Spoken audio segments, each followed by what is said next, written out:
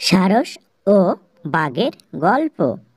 একদা এক বাঘের গলায় এক টুকরো হাড় ফুটেছিল।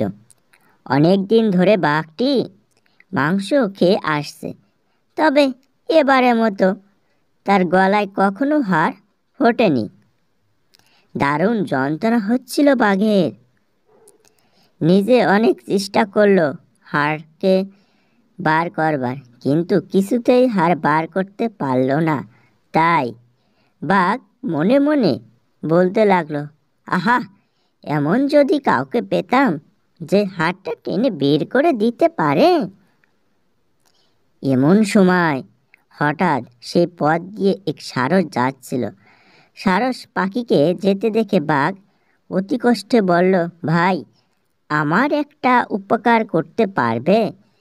আমার গলায় হাড় ফুটেছে, এই হাড়কে যদি তুমি বার করে দিতে পারো তাহলে আমি তোমাকে পুরস্কার দেব। বাঘের কথায় সারস গলে জল হয়ে গেল। বাঘের মতো প্রাণী তাকে উপকার করবার জন্য অনুরোধ জানাচ্ছে। মনে মনে একটু তার যেন গর্বও হলো।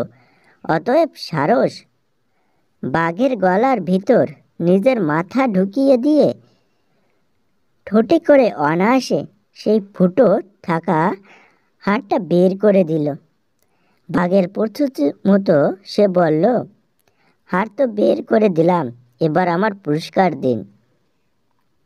বাঘ ক্রু হাসি হেসে বলল, বাঘের মুখের ভিতর থেকে তোর মাথাটা আস্ত বের করে নিতে পেরেছিস, সেটাই তো তোর পুরস্কার রে। এরপর আবার পুরস্কার চাইছিস? ভাগ হতভাগা এখান থেকে। টু শব্দটি করলে উপদেশ, দুজনের উপকার করে প্রতিদান চাইতে নেই।